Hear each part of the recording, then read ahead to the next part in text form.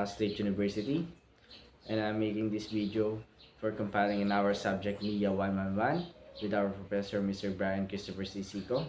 And today I will discuss the tools and equipments in automotive and their uses. So let's start. So let's start with hand tools.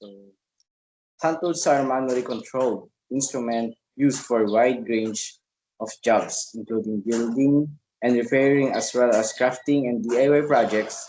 Common tools includes hammer, wrenches, screwdrivers, and fillers. Unlike power tools, they require human effort, providing better control and precision. Hand tools are durable and adaptable, making them important for both professional and enthusiastic. They ensure efficiency and equal everyday activity. So dito, si hand tools, di niya nire-require na magkaroon ng specific na kailangan gamitan ng kuryente. Ang kailangan dito is manually. Manually siya ginagamit. The word itself, hand tools. So let's start with the first one, rubber mallet. A rubber mallet is to apply force without damaging the surface of automotive parts. It's helpful in dislodging parts like wheels or aligning components during assembly. Unlike metal hammers, it reduces the risk of surface damage. So ito yung mga features ng isang rubber mallet. So soft, non-mirroring head, or ideal for delicate automotive parts available to various weight. So, saan nga ba madalas ginagamit si rubber mallet? So, madalas natin ginagamit to na pamukpok para mapaghiwalay yung mga nakadikit na parts. So, saan nga ba kadalasan? Kadalasan itong ginagamit sa crank shell or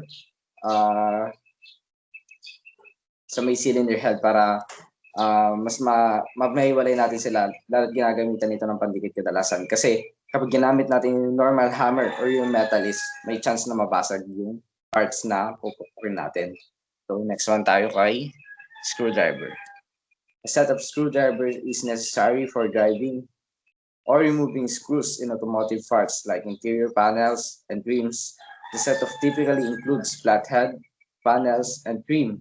The set of typically includes flatheads, Phillips, or tops designed for versatile use. Magnetic tips are help preventing drop screws.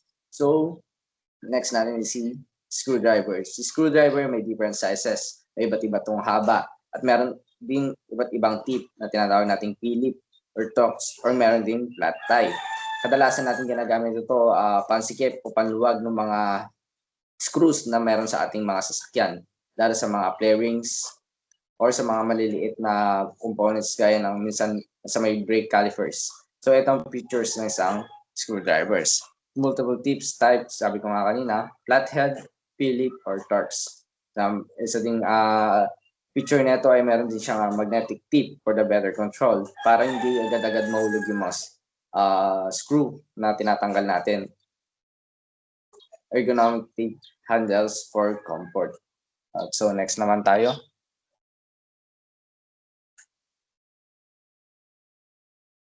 The next one is socket wrench. A socket wrench is staple in automotive repairs, allowing easy access to light and loosen bolts for confined spaces without interchangeable socket. It fits in various sizes of nuts and bolts. It's particularly used to engine works, suspensions, and wheels maintenance.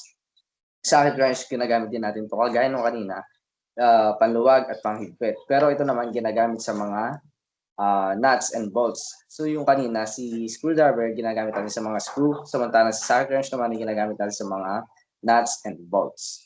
So, ang special feature ng isang socket wrench ay resetting machine mechanism for quick operations, interchangeable sockets, long handle for increased torque. Ang next natin is si torque wrench. Dito kanina nilalagay si socket wrench. Kadalasan nito tension. Sabi nga nila, torque wrench ensure the bolts are tightened to the exact torque specifications crucial for automotive safety and performance. It prevents over tightening, which could damage parts. used in tasks like installing cylinder heads and tightening lugs and nuts. So, kanina, si socket wrench ay walang specific na torque. So, paghigpit, sabi nga, di ba? So, dito, ginagamit natin si torque wrench para magkaroon ng specific na higpit yung yung mga bolts and nuts para maiwasan ang pagka-lost thread. So, ang special feature ni torque wrench ay adjustable torque setting, signable and visible indicators when torque is reached, precision of calibration. So, next tayo kay pliers.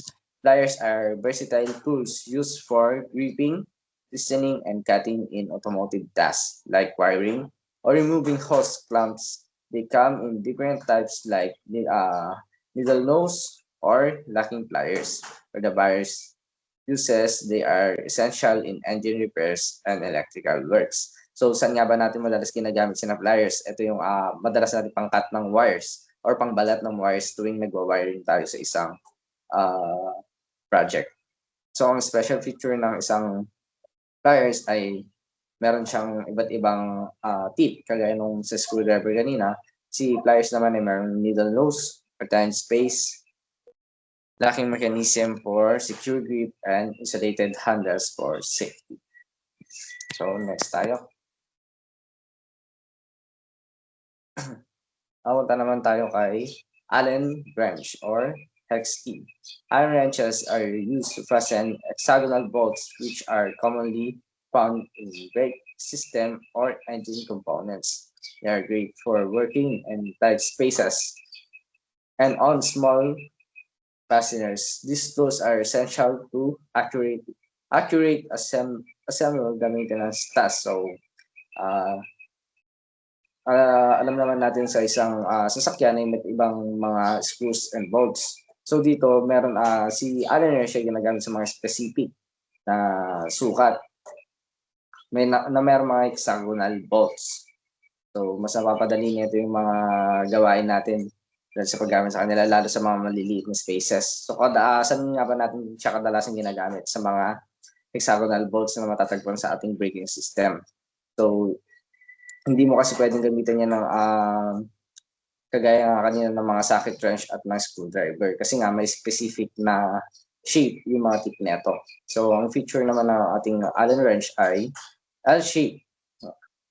L-shape design, available in multiple sizes, durable steels construction. So, next naman tayo kay ratchet extender. A ratchet extender is used with a socket wrench to reach bolts and teeth or other access. These tools provide additional length of the socket, making engine repairs or suspensions work easier. It enhances the versatility of standard socket wrenches. So si ratchet extender naman ay dinudugtong ito kay socket wrench. Bakit?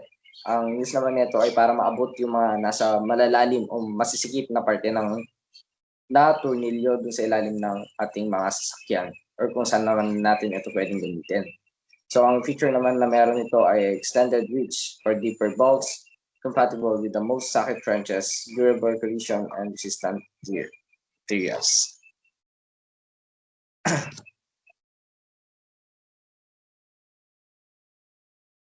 So, next naman tayo ay pry bar. Pry bar is used to lift, pry, or separate parts during automotive repairs, such as loosening rusted parts, removing clips, or providing extra leverage for disassembling components commonly used in suspension and exhaust work.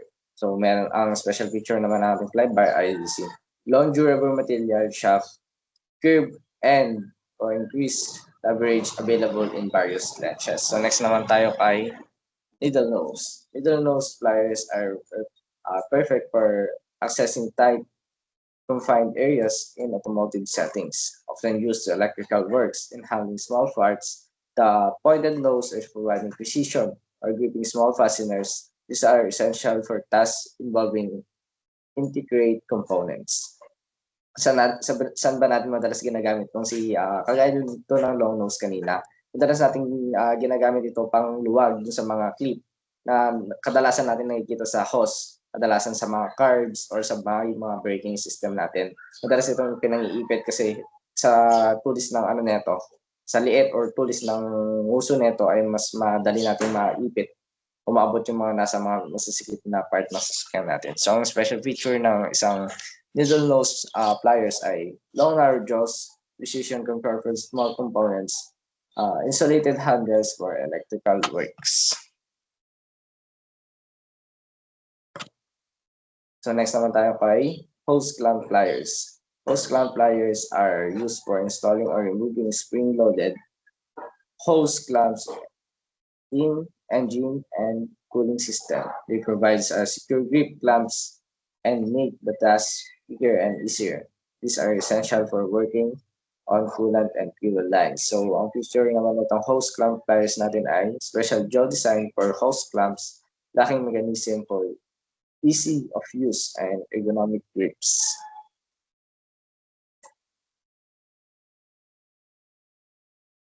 Okay. Next naman tayo kay oil filter wrenches. An oil filter wrench is especially designed for removing filters which can be tight, screwed onto engine components. It grips the fitted securely, allowing easy removal without damaging the filter housing. This tool is vital for routine oil changes. So si oil filter wrench naman ay ginagamit pantanggal sa isang oil filter ng isang sasakyan para maiwasan itong ma-damage or masira during removing the oil filter. So ang special feature ng isang oil filter wrench ay meron siyang adjustable size to fit different filters, strong grips without slipping, and available in chain strap or cap design. So ang nasa picture na to ay isang cap design. Meron din kasing oil filter wrenches na ginagamitan ng kadena na meron ding handles para mas ma-fit dun sa isang oil filter. So next naman tayo kay filial gauge. Filial gauge is used to measure the gap of clearance between the two parts, such as spark plugs, gaps, or valve clearance in engine consistent thin metal blades in different thickness. These adjustments. So, saan nga ba natin madalas ginagamit si filler gauge?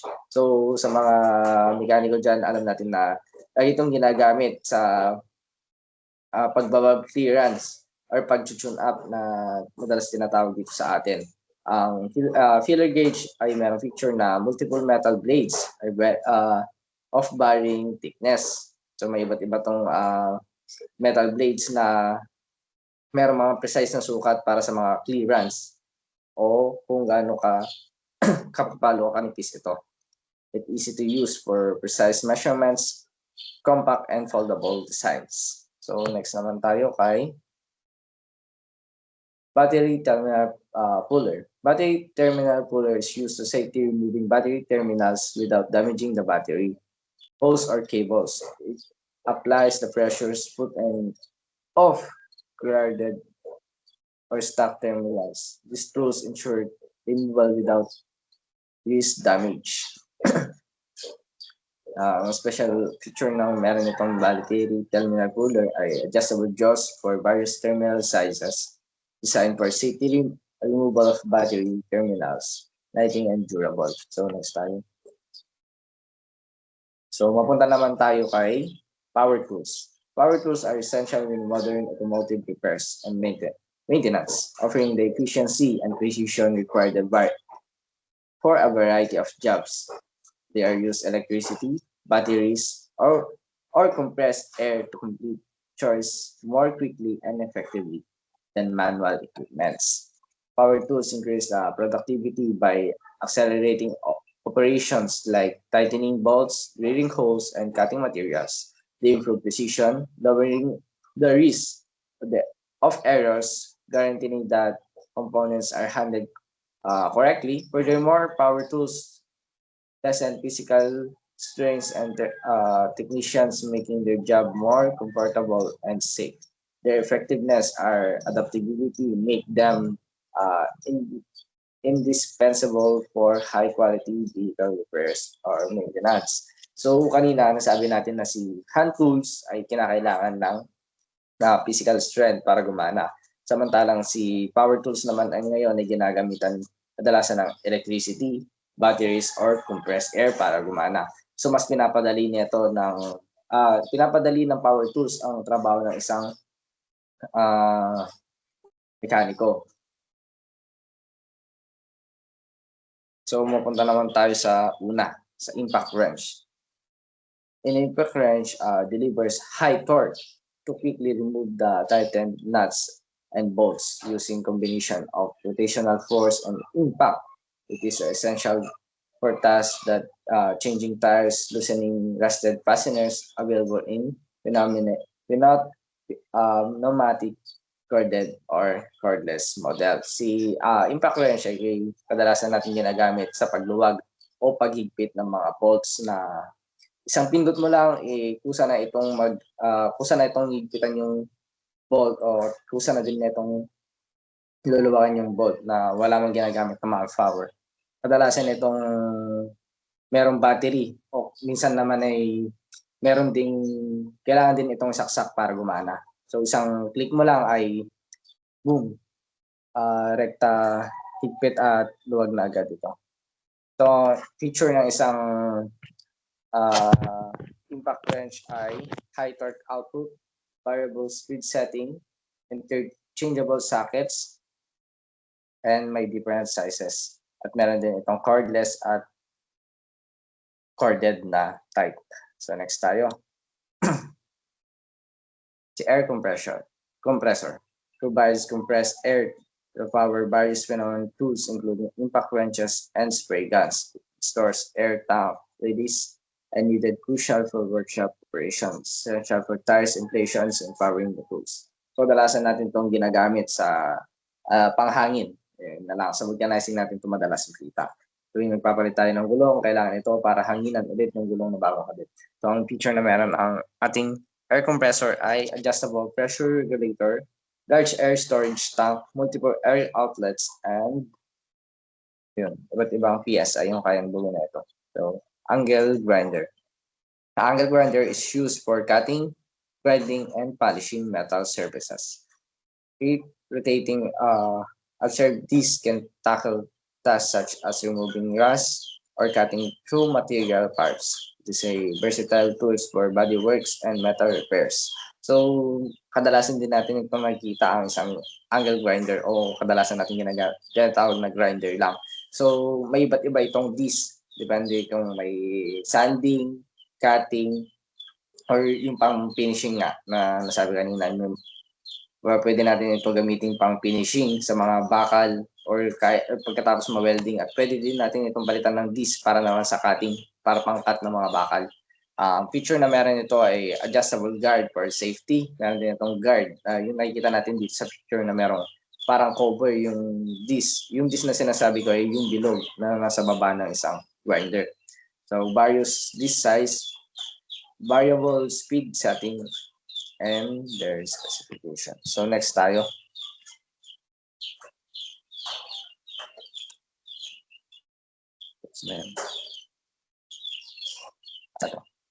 Cordless screw driver, drill or driver. It's used for drilling holes and driving screw, offering versatility and convenience without need for power cords. It is ideal for assembling parts and various drilling tasks in automotive repairs. O kadalasan, yung kanina naman, si impact wrench ay kadalasan natin ginagamit sa mga nuts and bolts. Samantalang ito si cordless drill o driver ay ginagamit naman natin para sa mga screw, pang higpit at pang luwag. O minsan ginagamit din nito. Pinapalitan natin ito ng drill bit at pwede naman itong pambutas there. Or sa mga bakal din. So, ang picture na meron ito ay sa variable speed setting, keyless chunks, and quickly bit change. Ergonomic design, at yun lang. So, next tayo kay phenomenon. Sa high speed tools used to quickly tighten and loosen fastener. It's powered by compressed air and offer rapid low torque operations ideal to automotive works in tight space. So next tayo kay die grinder. Die grinder is used for precision grinding, polishing, and engraving the metal surfaces. It is ideal for detailed works such as deburring edges and cleaning up welds. So si die grinder madalas natin ginagamit na pantabas. Kung di naman sa play rings, sa ating motor para minsan kasi kapag naglalagay tayo ng mga aftermarket parts ay hindi talaga fit dun sa mga nire-repair natin. So kailangan natin itong tabasan para lumapat. So pwede din natin itong pang finishing sa mga old welds, bagong weld na metal, pang tanggal dun sa mga excess niya or pagkatapos mag-grinder. So ang feature na meron nito ay high speed operation, various attachments and different tasks, adjustable speed setting. Yan na, next naman tayo kay belt sander. It's used for sanding large flat surfaces and removing metals quickly. It is effective for smoothing the metal surface or preparing areas for painting. Si belt sander naman ay kadalasan natin ginagamit for sabihin na nating finishing ng mga bakal or pang sand dun sa mga rough surfaces ng isang bakal. So, ang feature na meron nito ay adjustable sanding speed, large sanding belt, and dust correction system.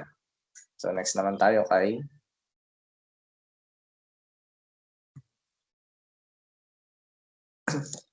heat gun. Heat gun emits a stream of heat, air, and soften adhesive removing paints or reshape plastic. It is useful to tasks such as removing old decals or preparing surfaces for a new coating.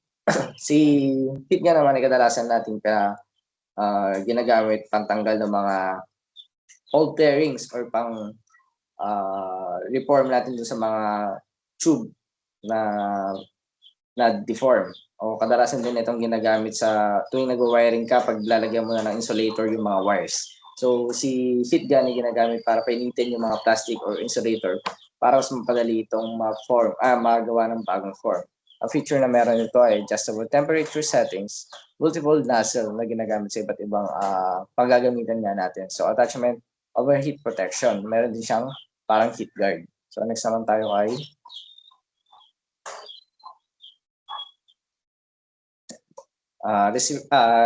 reciprocating saw. Reciprocating saw uses back and forth motions of the blade to cut through the various materials like metals, wood, and plastic. This commonly use a dimensional length cutting hard to reach areas. So si reciprocating pro ay nag-move yung blade neto na push or pull. Kaysa nga naman gumamit tayo ng manual saw ay pwede natin itong gamitin para mas mabilis yung pagkat natin ng mga bakal or kahoy man yan. Ang feature na meron ito sa variable speed control, tool-free blade, change powerful cutting action. So next naman tayo kay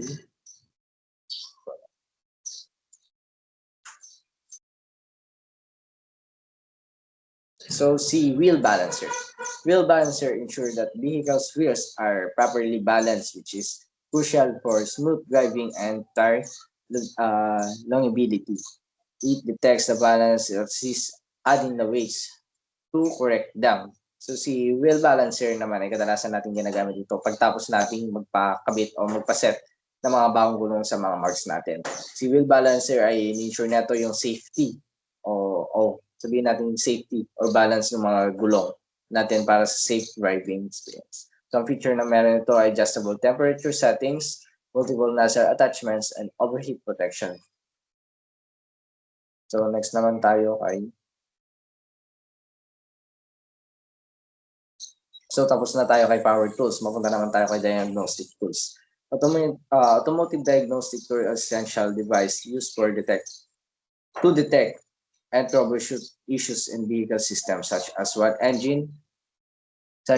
engine, transmission, and electronics.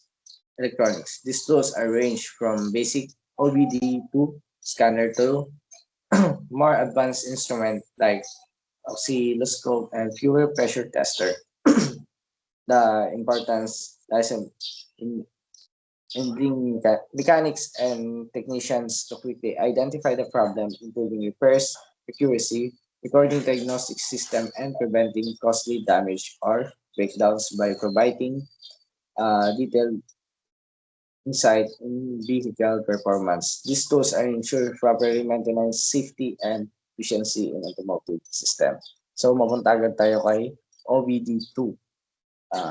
Commonly tools diagnose engine and emission-related problems by reading trouble codes from vehicles onboard computers. So, ang picture na meron ito ay Read Clear Diagnostic Trouble Codes o DTCS, live data monitoring and freeze from data. Ito yung data. Next naman tayo kay digital multimeter measures, electrical properties like voltage, current, and resistance to troubleshoot electrical system. So sa digital multimeter naman, ginagamit ito sa wiring para ma-test yung mga voltage, current, and resistance para ma-troubleshoot natin yung sa electrical system natin. So ang picture na meron dito ay AC or DC voltage measurement, continuity test resistant measurements. So next naman tayo kay fuel pressure tester. Used for measure fuel system pressure to engine proper fuel delivery from engine operations. Dito naman ginagamit naman si fuel pressure tester para i-test yung pressure ng fuel natin para mag-function na maayos ito o mag-deliver ng maayos sa engine yung kailangang fuel. Ang picture naman na meron nito ay pressure gauge adapter for different fuel system. So next naman tayo kay compression tester. Checks the engine compression to assess the health of the cylinder and valve. Ito naman, kadalasan natin ginagamit ito sa may compression ng ating engine. Kung tama ba ang pag-compress ng air and fuel mixture bago ito papunta sa ating combustion chamber. O doon nga natin makikita kung nakarapat ba ang ating mga cylinder at mga valves. So ang feature na meron nito ay pressure gauge adapter for different spark plug sizes. So vacuum gauge, it measures the vacuum pressure into the engine's intake manifold or diagnose the engine performance issues like vacuum leaks. So si vacuum gauge or tinatest naman nito yung mga pagpasok ng mga mixture natin sa ating mga valves or sa ating mga manifold. Kung tama ba or kung wala bang singaw sa pagpasok ng ating mga mixture. Ang pressure feature na meron nito ay meron siyang analog gauge, easy to read the display. So next tayo kay battery load tester. It tests the health of the vehicle batteries by applying the loads of measuring the voltage responses. So kadalasan itong ginagamit sa pag-test ng battery kung tama pa ba yung voltage o hindi pa ba lobat yung battery natin. So ang feature na meron ito is clamped battery terminals, analog and digital display. Test light circuit. It's simple tools for checking the voltage in a circuit by lightening up with when a live current is detected. So itong test light circuit na to ay tinitignan kung yung mga open wires or kung pag-test bago i-repair yung isang bagay kung gumagana pa ba ito, kung merong live wire dito. So kapag tinapat mo ito dun sa merong nadadaanan ng current ay iilaw yung itong black na nandito sa ating PowerPoint. Meron yung ilaw. Ang picture ng meron ito ay sharp groove tips and easy to see the light indicators. So next naman tayo.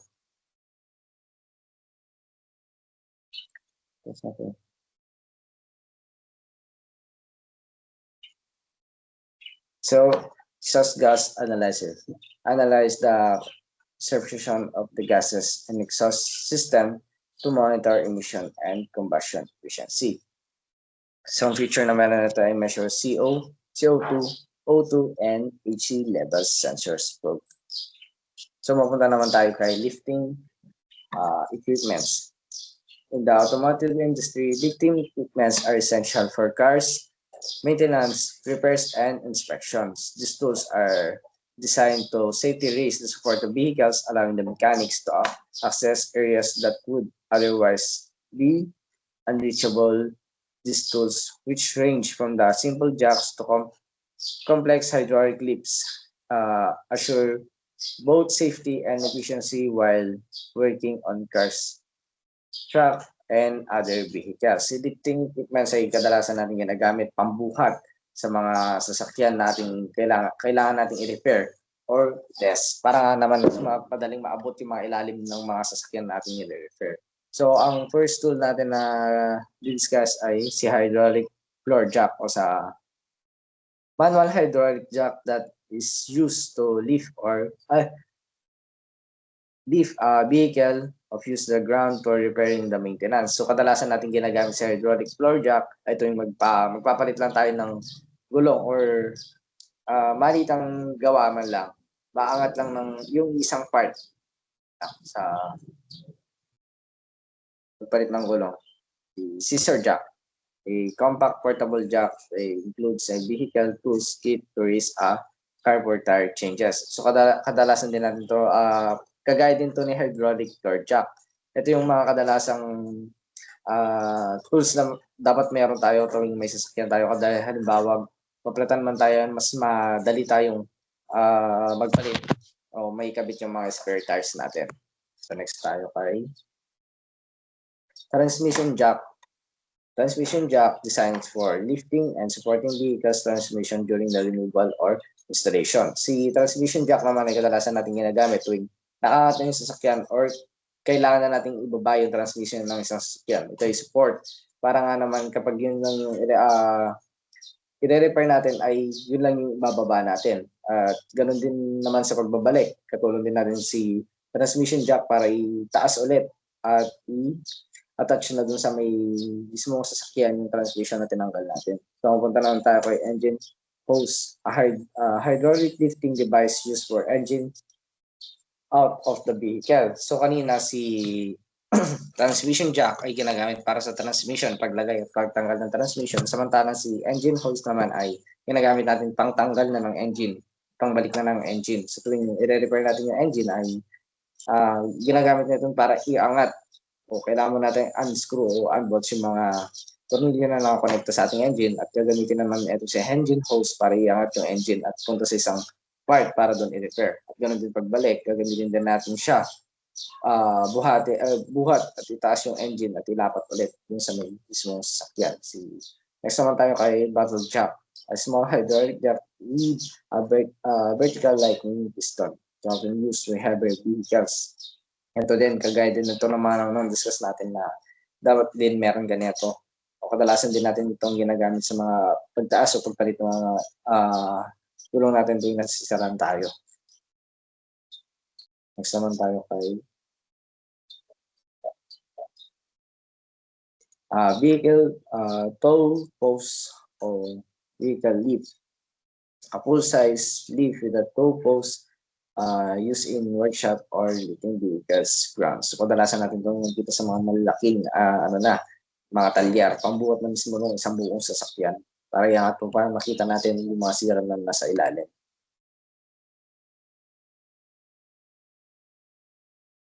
Saan tayo?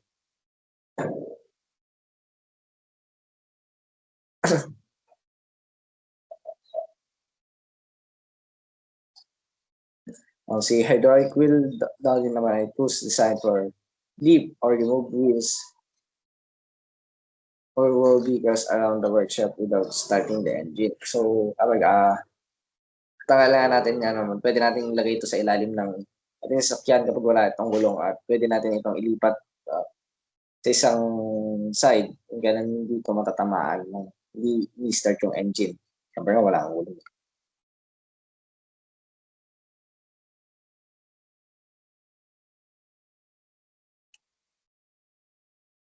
So, mapunta naman tayo kay specialty tools. Specialty tools are necessary in automotive environment to complete certain jobs that demands precision, efficiency, and knowledge. Unlike the general purpose tools, these are specialist instruments that are intended to solve the specific issues faced during the car maintenance,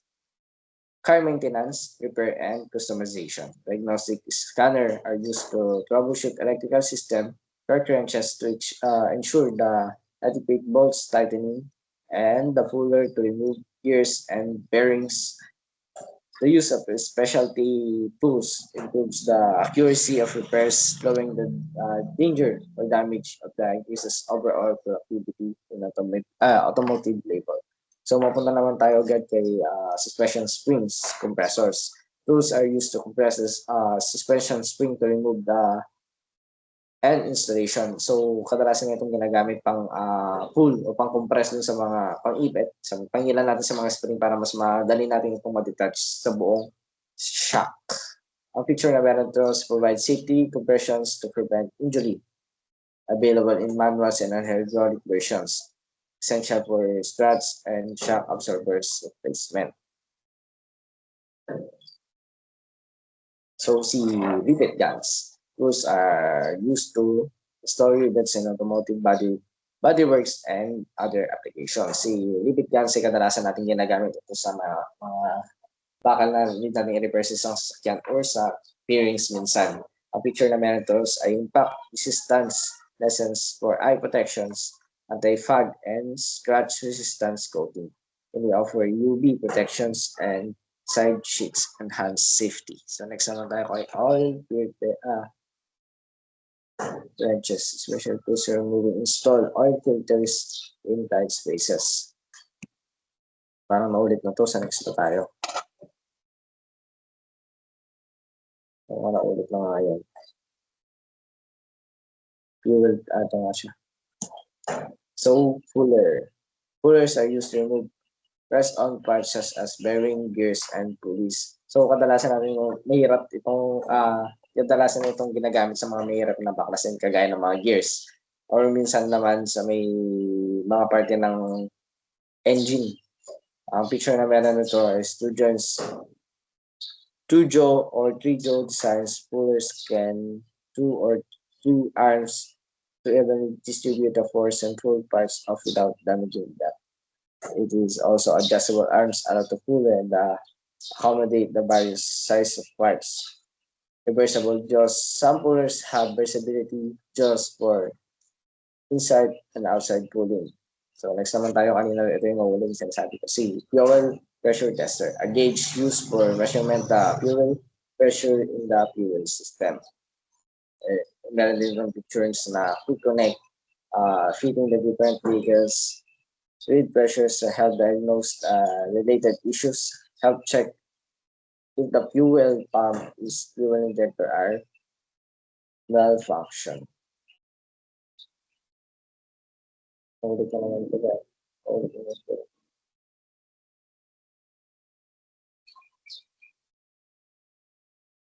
So, tapos na tayo sa specialty tools. Ito naman tayo kay safety equipment. Safety equipment in automotive work is essential for protecting technicians from injury, exposure to harmful substance, and accidents. So, bago natin gamitin yung mga tools na discuss natin kanina, siguraduhin din natin meron tayong mga safety equipments para naman maiwasan natin yung disgrasya during the work.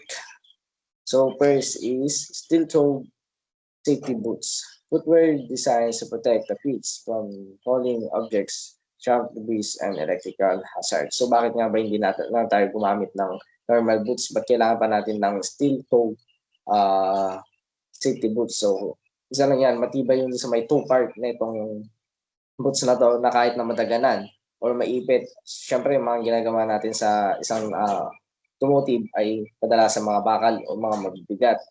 O minsan nga may mga kuryente para sure na safe yung mga paa natin. Ang feature na meron ito ay reinforced steel or composite to cap slip resistance and sold for traction in oily or wet environments.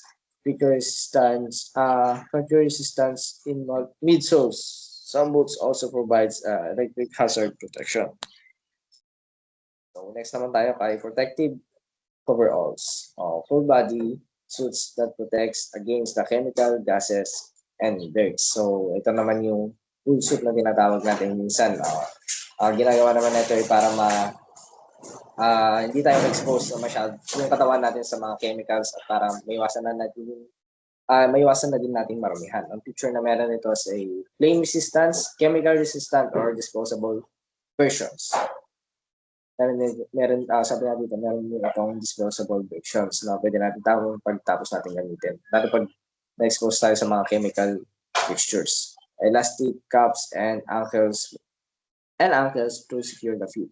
Breathable materials for comfort. So next naman tayo kay ito na yan. Ulit-ulit na eh. Respirator mask, a mask designed to protect against inhaling harmful foam dust and vapors, especially during the painting, sanding, or working with chemicals. So, ginagamit natin si respirator mask kadalasan tuwing nagpipinturo tayo or nagsasanding tayo kasi para maiwasan nating malanghap yung mga debris na natatanggal or mga chemicals na pwede nating malangkap sa ating environment. So, ang feature na meron nito ay disposable or reusable option with a replaceable filter. Meron itong dalawang version na pwedeng merong isang disposable at merong reusable. Yung reusable na yan, pwede nating palitan yung mga filter na meron ito para pwede din natin ulit siyang magamit. So, OSH approved models for a specific type of hazards. Example ay dust, chemicals, and vapors. So ito din ay merong adjustable straps for secure fit. So next naman tayo kay ear protection. Ear protection such as earplugs or earmuffs reduce the risk of hearing damage from loud power tools and machinery in automated settings. Noise reduction, kadalasan natin itong ginagamit para maiwasan natin pagkabingi o pagkasira natin mga eardrums. So, normal lang sa automotive yung may maingay na environment dahil sa mga tools na ginagamit. Halimbawa, mga grinders, di ba? Maingay yun. Ang picture na meron nito ay noise reduction rating up to 30 dB. Comfortable for adjustable fit, lightweight, and easy to wear. Ito din ay merong durable materials for long-term use. So next naman tayo kay goggles.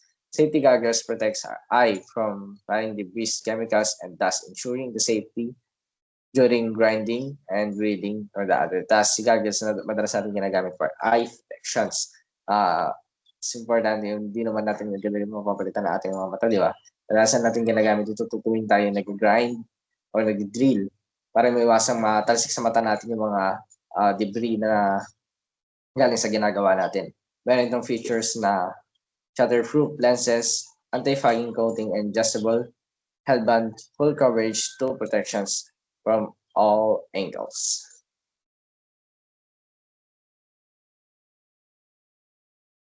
So, punta lang tayo kay gloves. Protective gloves provides essential hand protections against chemical, heat, and sharp objects during automotive tasks. So sinusuot natin si gloves para protect yung mga hands natin sa mga matatalim na bagay o sa mga pwede nating ikasugat. Or minsan pwede din ito ma-protect yung mga kamay natin from heats. So ang feature na meron ito is made from the cut-resistant materials para maiwasan natin yung pagkasugat. Kahit na matapat ito sa blade ng grinder ng hindi natin sinasadya ay mag-isilik lang yung grinding disc sa ating mga daliri. From chemical resistant coating, comfortable and breathable designs, ay reinforced grip handles for handling tools para hindi slippery kapag gumawa tayo ng mga tools. So next naman tayo kay tapos na tayo dito. E-pads. E-pads for knees and protection them from hard surfaces, sharp objects, and exhausted pressures during works. So kadalasan natin nilalagay ito sa ating mga knees.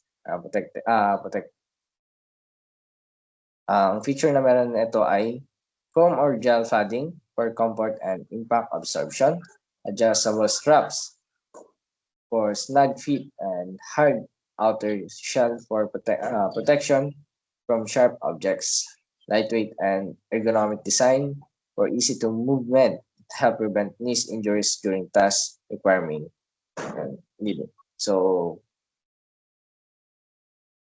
yun lang guys, doon na natapos ang ating discussion and thank you for watching.